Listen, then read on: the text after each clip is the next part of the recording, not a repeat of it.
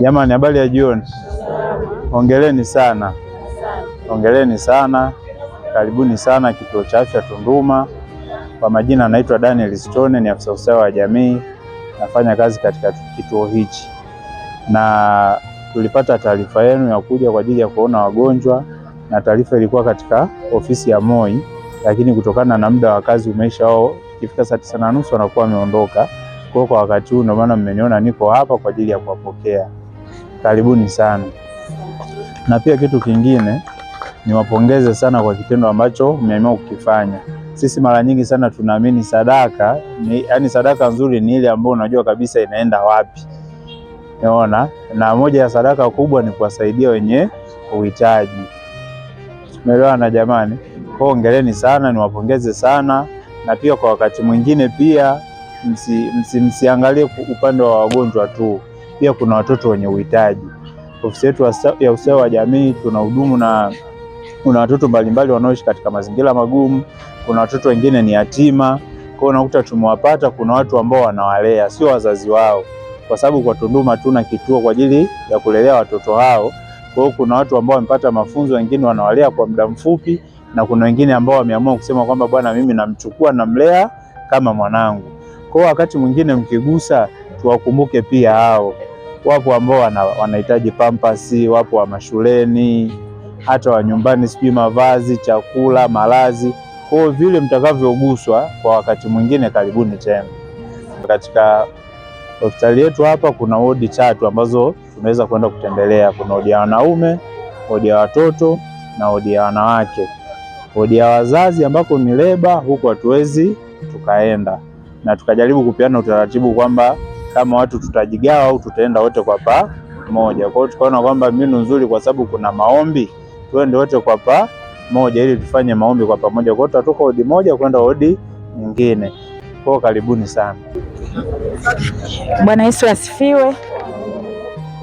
Kiukweli tuna kila sababu ya kumshukuru Mungu kama idara ya wanawake WWK Calvary Tunduma. Mungu ametupa nafasi ya kuja hapa kituo cha afya Tunduma.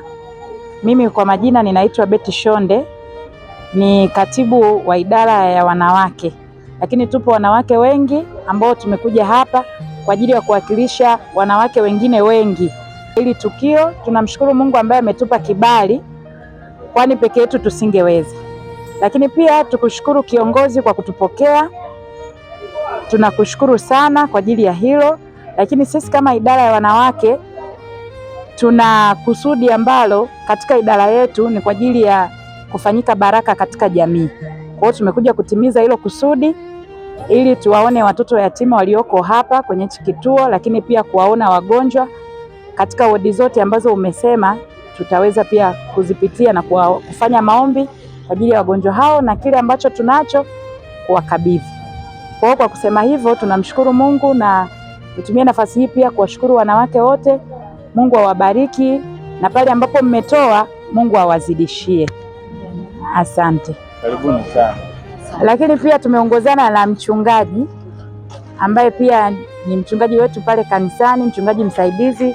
Naomba pia atasema neno kwa ajili ya tukio hili. Karibu mama. Bwana Yesu asifiwe. Amen. Tunatoa shukrani nyingi kwa idara hii ya wanawake katika kukumbuka jamii na kuwagusa watoto katika mazingira haya.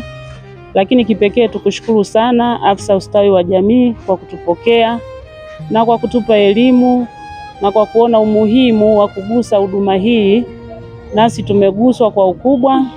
Tunaamini Mungu atatusaidia madamu tu wazima, tutaendelea kushiriki baraka hii katika kuwagusa watu hawa katika mahitaji yao. Lakini mbele yetu tunayo sadaka ambayo Mungu ametupa.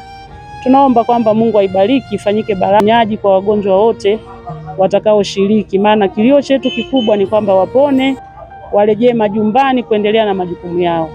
Mungu awabariki sana. Lakini la pili, nishukuru sana afisa kwa kazi hii mnayoifanya. Sio kazi ndogo, ni kazi kubwa. Mungu awabariki na Mungu awakumbuke. Lakini pia tunawakaribisha sana kanisani kwetu Calvary Christian Center. Karibuni sana na Mungu awabariki. Asante.